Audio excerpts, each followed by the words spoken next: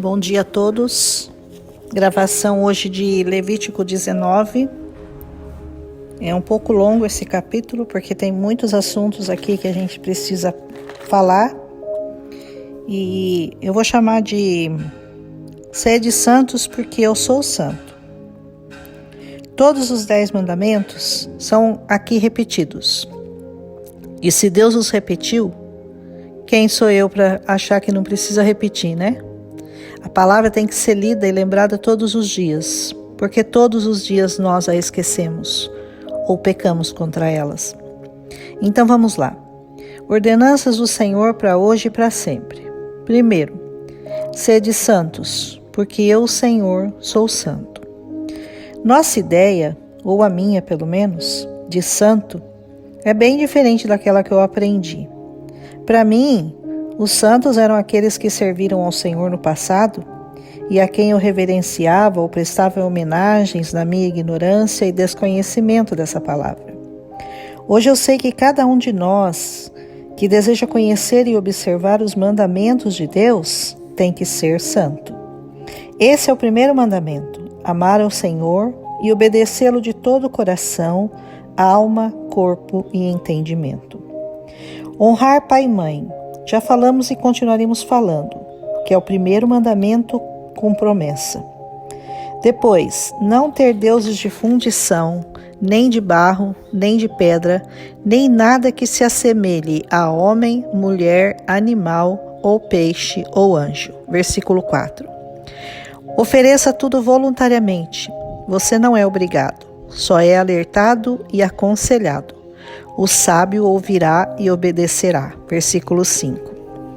O que comer ofertado a Deus só serve para hoje e não para o dia seguinte.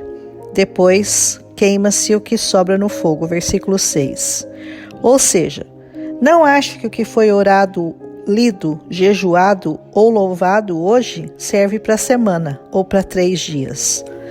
A meditação, oração e louvor, que são ofertas ao Senhor, têm que ser diárias. A sua oração de 3 dias atrás não será mais aceita. Versículo 7. Não use tudo o que você colher, ou seja, não coma a sua semente. Ela pertence a Deus. Versículo 9. Sempre uma parte do seu ganho deve ir para o pobre e para o necessitado. Depois, não roubarás e nem mentirás. Versículo 11. Negar a palavra a alguém ou mentir sobre ela é a mesma condenação. Também diz, não roubarás no salário do seu próximo, que é contratado por você. Não retenha o salário dele. Isso vale para quem emprega, para empresários e empregadores. Versículo 13.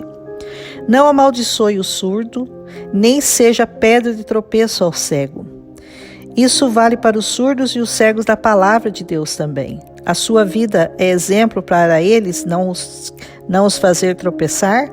Versículo 13. Julgue com justiça, tanto pobres quanto poderosos. Versículo 15. Não seja um mexeriqueiro ou um fuxiqueiro. Versículo 16. Ai, Senhor, livra-nos da tentação de fazer uma fofoca. Nosso corpo ama essas coisas. Depois, não odiarás e nem se vingarás do teu próximo. Ame ao seu próximo como você mesmo. Se você não consegue perdoar, não espere também ser perdoado. Versículo 18.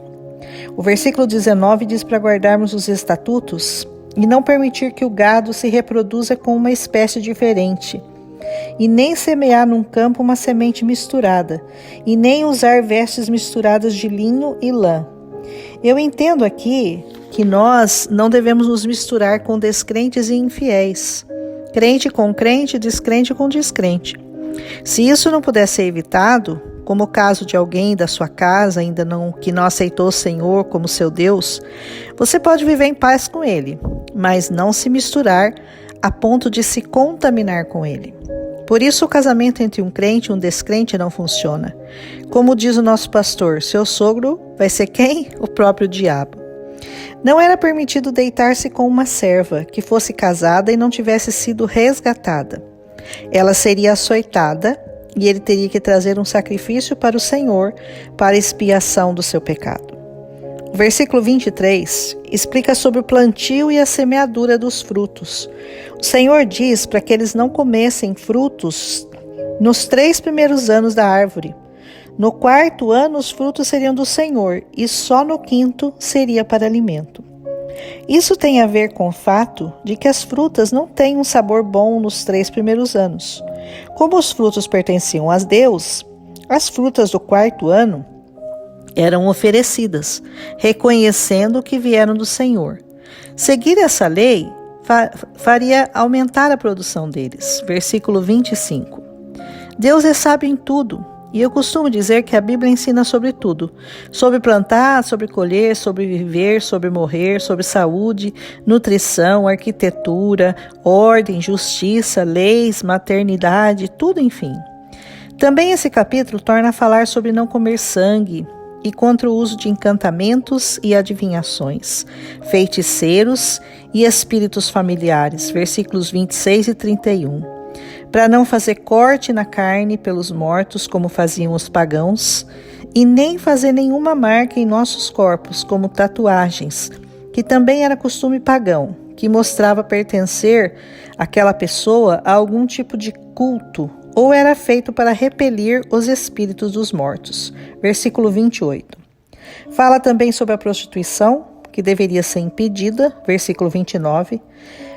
Reforça a ideia de guardar os sábados, que hoje para nós são todos os dias. Versículo 30. Receber o estrangeiro e não o maltratar. Versículo 33. A saber, nós somos esses estrangeiros, que hoje estão arraigados na boa oliveira. Fomos lá enxertados, como diz Romanos 11, do 11 a 24.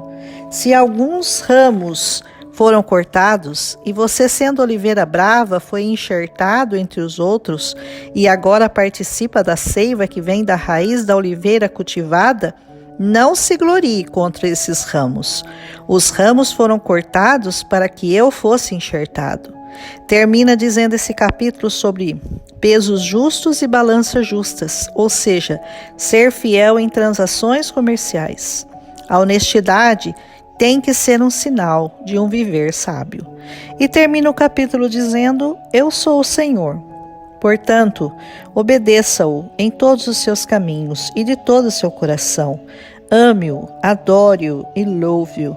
Isso traz benefícios, curas, libertação e vida para todos nós. Amém? Quanta coisa num capítulo só, né?